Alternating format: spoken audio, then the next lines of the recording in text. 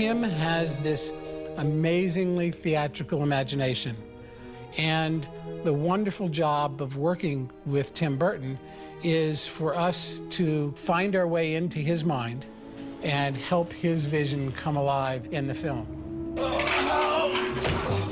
With Tim, you can have a bit more fun with the designs and things. There's a look that's sort of signature and Burton-esque that works very well. And you can't do it with every other film. You can only really do it with Tim films.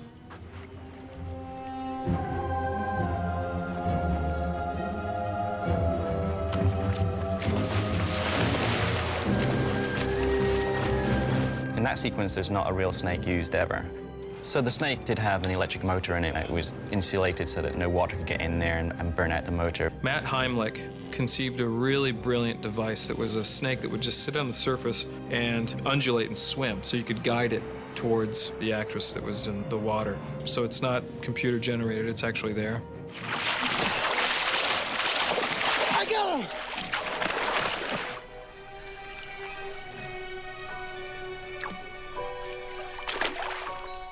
We rehearsed quite extensively with the wolf sequence. Mr. Calloway?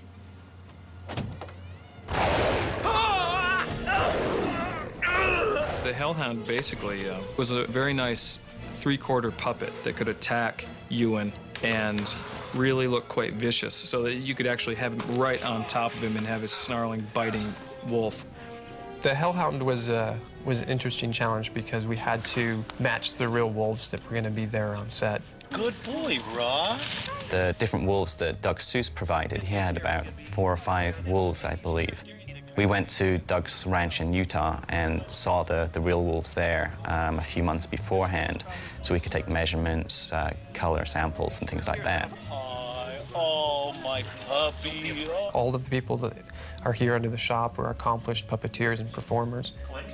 And one of the advantages that we found over the years is that the people that build it become so in tune with what they're building and what the puppet is capable of. You'll see puppeteers growling, snarling where they're doing something like that, because you don't realize you're doing it until you see a video of yourself and you're just like, oh. But it helps you get into the performance. You feel like you're the character, and so you can't help but kind of do things like that. It's basically a rod puppet with a cable-articulated head and neck, and then the gross body movement is controlled via rods, and then a completely radio-controlled head.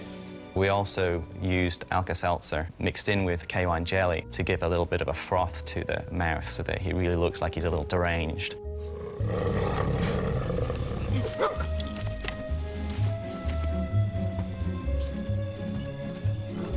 It was that night I discovered that most things you consider evil or wicked are simply lonely and lacking in social niceties. This is the suit that Ewan McGregor wears for the scene where he's running through the jumping spider forest. They have these filament wires, which we pull out the cables on the other side. There's a spider set where we have our puppeteers on either side of the road that he's entering. And as he's running through here, we also have the monofilament where they'll come down into shot.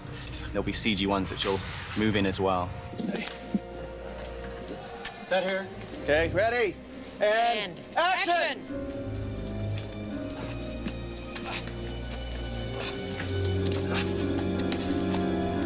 It is a cut.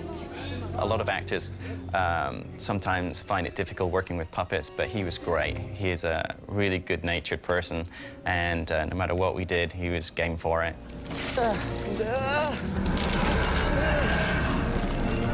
Richard Johnson's crew designed the entire look of the forest. Ewan is walking through the forest, and then the arms could kind of come in and grab at him. I think it's a magical, fun scene, and the trees are very Tim Burton, sort of the knot holes or eyes in the mouth. They made them into hollow trees, and then a few of those trees would become articulated hero trees so that they could fit a couple of puppeteers inside, who then did the gross limb and branch articulation. The trees were on hydraulic systems so that they could kind of lean in, and then the arms could kind of come in and grab at him. It was a nice collaboration between the art department, us, and special effects. We basically built all the trees on stage brought them out onto location and then finished all the artwork off there. But we had video feed, we had video goggles, so we could actually see what was going on through the camera. There's that spark of performance that happens when something's reacting to you, and you then react to that. That's part of our job when we go on, is to give the actors something to respond to. I'd like to take a moment of your time to tell you about my new product, the Handymatic. Jerry Moss, the prop master, came to us and said, you know, would you like to possibly build the Handymatic? And they're basically a fun design of different just little handy tools. We were careful not to put any scissors on it, because I think it would have taken people out of the moment of the film to say, oh, look, it's like an Edward thing, you know? Of the multitude of characters that we helped create for Big Fish, from the spiders to the tree limbs to the wolf character, I look at these characters and look at what we've done in Big Fish. The work is stellar, and I'm extremely proud of it.